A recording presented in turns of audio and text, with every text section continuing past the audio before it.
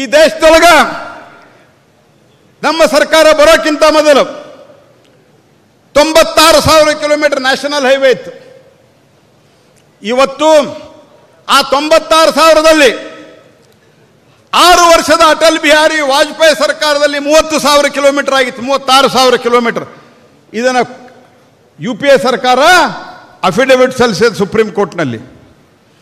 ಇದರ ಅಂದ್ರೆ ಇಡೀ ಕಾಂಗ್ರೆಸ್ ಸರ್ಕಾರದ ಕಾಲದಲ್ಲಿ 60,000 ಕಿಲೋಮೀಟರ್ ರಸ್ತೆ. ಆದರೆ ಈ 10 ವರ್ಷದಲ್ಲಿ ಮೋದಿ ಅವರ ಮಾರ್ಗದರ್ಶನದಲ್ಲಿ, ಗಡ್ಕರಿ ಅವರ ಒಂದು ಸಾರಥ್ಯದಲ್ಲಿ 50,000 ಕಿಲೋಮೀಟರ್ ನ್ಯಾಷನಲ್ ಹೈವೇಯನ್ನು ನಾವು ಮಾಡಿದ್ದೇವೆ ಸ್ನೇಹಿತರೆ.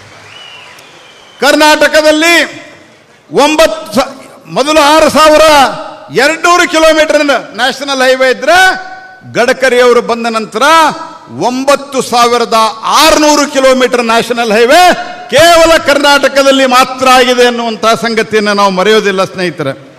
ಹಾಗಾಗಿ ಭಾರತ್ ಮಾಲಾ ಇರಬಹುದು, ಭಾರತ್ ಮಾಲಾದಲ್ಲಿ ಬಹಳ ದೊಡ್ಡ ಪ್ರಮಾಣದಲ್ಲಿ ಕರ್ನಾಟಕಕ್ಕೆ ಕೊಡುಗೆಯನ್ನು ಕೊಟ್ಟಿದ್ದಾರೆ.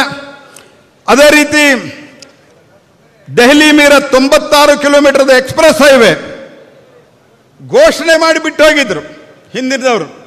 ಆದರೆ ಸನ್ಮಾನ್ಯ ಗಡ್ಕರಿ ಅವರು ಅದನ್ನು ಎಕ್ಸಿಕ್ಯೂಟ್ ಮಾಡಿದರು.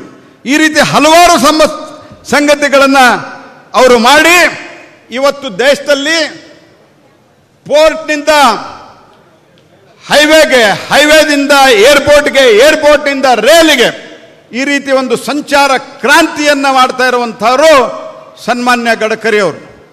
ಬಹಳ ದೊಡ್ಡ ಪ್ರಮಾಣದಲ್ಲಿ ಇವತ್ತು ಎಲ್ಲ ಇನ್ಫ್ರಾಸ್ಟ್ರಕ್ಚರ್ದಲ್ಲಿ ಇವತ್ತು ಅದು ರೈಲ್ವೆ ಇರಬಹುದು. ಮೊದಲು ರೈಲ್ವೆ ಒಂದು ದಿವಸಕ್ಕೆ 2 ಕಿಲೋಮೀಟರ್ ಆಗ್ತಾ ಇತ್ತು, ಇವತ್ತು 12 ಕಿಲೋಮೀಟರ್ ಆಗ್ತಾ ಇದೆ. ಮೊದಲು ಹೈವೇ 7-8 ಕಿಲೋಮೀಟರ್ ಆಗ್ತಾ ಇತ್ತು, ಇವತ್ತು 34 ಕಿಲೋಮೀಟರ್ ನಾವನ್ನ ಮಾಡುವಂತ ಒಂದು ತೀರ್ಮಾನವನ್ನ ಕೈಕೊಂಡು ಆ ರೀತಿ ಶುರುವಾಗಿದೆ. ಒಂದು ಗುರಿಯನ್ನೇ ಸನ್ಮಾನ್ಯ ಪ್ರಧಾನಮಂತ್ರಿಗಳು ಕೊಟ್ಟಿದ್ದಾರೆ.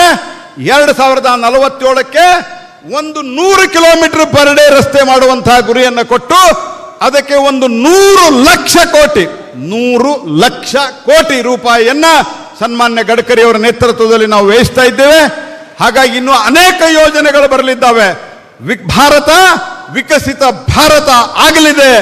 ಭಾರತ 3ನೇ ಅತಿ ದೊಡ್ಡ ಅರ್ಥವ್ಯವಸ್ಥೆ ಆಗಲಿದೆ ಮೋದಿ ಅವರ ನೇತೃತ್ವದಲ್ಲಿ ಅನ್ನುವಂತಹ ಮಾತನ್ನು ಹೇಳ್ತಾ ತಮ್ಮೆಲ್ಲರಿಗೂ ಈ ಚೌಡೇಶ್ವರಿ, ಮಾತಾ ಚೌಡೇಶ್ವರಿ ತಮಗೆ, ನಮಗೆ ಮತ್ತು ಸನ್ಮಾನ್ಯ ಗಡ್ಕರಿ ಅವರಿಗೆ ಆಶೀರ್ವಾದ ಮಾಡಲಿ ಅಂತ ಕೇಳಿಕೊಂಡು, गडकरी साहब मैं आपसे निवेदन करता हूं,